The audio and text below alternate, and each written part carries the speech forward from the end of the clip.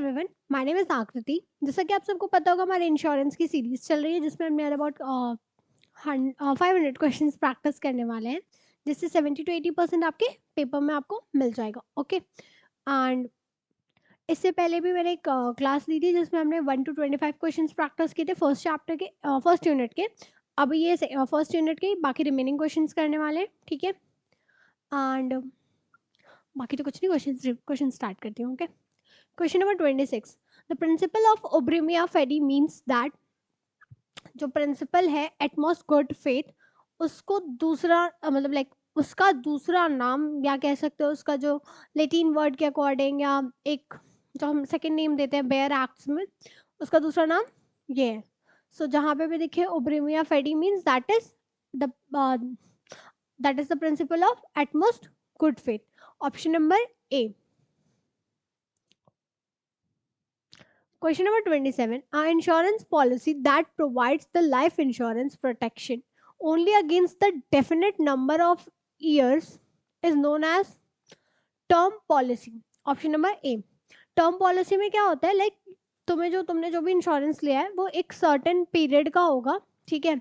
मान लो मैंने मेरा इंश्योरेंस मैंने लिया टर्म पॉलिसी के अकॉर्डिंग, तो मैंने लिया अप टू 60 ईयर्स, ठीक है। जस्ट इन केस मैं उससे पहले ही चली गई, मैं चली गई 40 के एज में, ठीक है। तो उस केस में क्या होगा, जो भी मैंने मेरे बेनिफिशरीज दिखाए होंगे मेरे इंश्योरेंस के टाइम पे, उनको वो अमाउंट पकड़ा दी जाएगी, ठीक है। और अगर मैं रह गई तो फिर तो मेरे जब भी मेरी मेच्योरिटी होगी, तो मतलब लाइक जो मेरे इंश्योरेंस पॉलिसी की जो मेच्योरिटी एज होगी, मेच्योरिटी पीरियड होगा, उसके बेसिस पे मुझे पैसे मेरे दे दिए जाएंगे। Question number 28।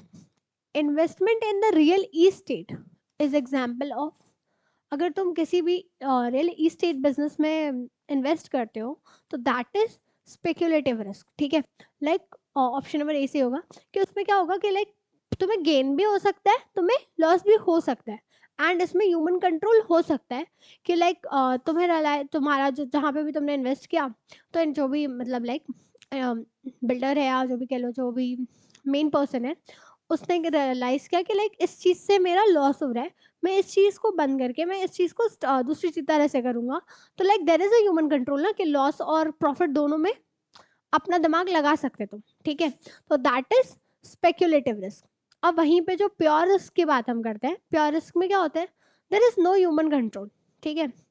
अगर फ्लड आ गया है तो क्या तुम फ्लड रोक पाते हो? नहीं रोक पाते ना। जो हो रहा होता है तुम होने देते हो।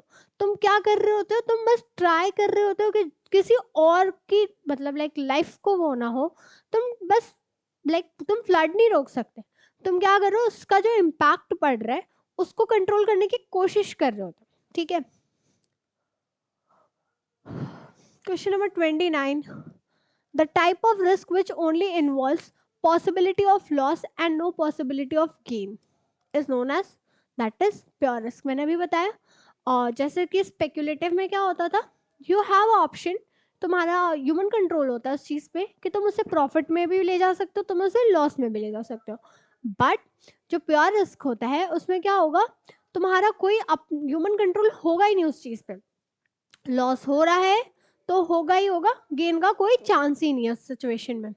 तो ऑप्शन नंबर सी सही है। Question number 30। The risk of incurring loss due to fire, flood etcetera is example of pure risk.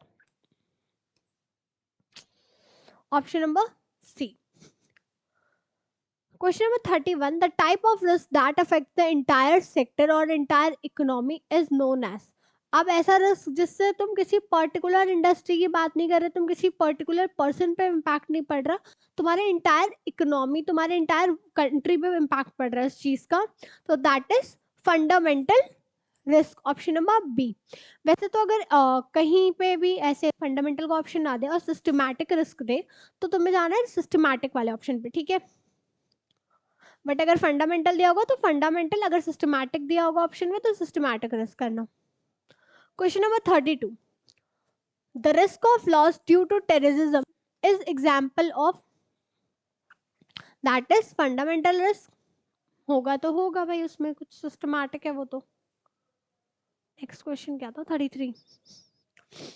the method of handling the risk which is generally meant to eliminate the risk by not involving the activities which includes the risk.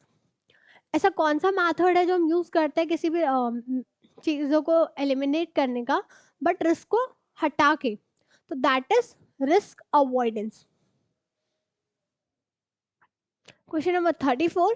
When the insured person insures the same subject matter from the different insurance company is referred as double insurance. तुमने किसी particular चीज का insurance 10 company से ले रखा होगा तो वो क्या होता है? Double insurance. Question number 35. The double insurance is a legitimate act. Option number A. Question number 36. The insurance policy having the sum assured that is not enough to cover all the possible losses is known as the policy having the same sum insured that is not enough. हाँ, अगर कोई insurance तुमने लिया है and that is not enough, then उस case में क्या होगा?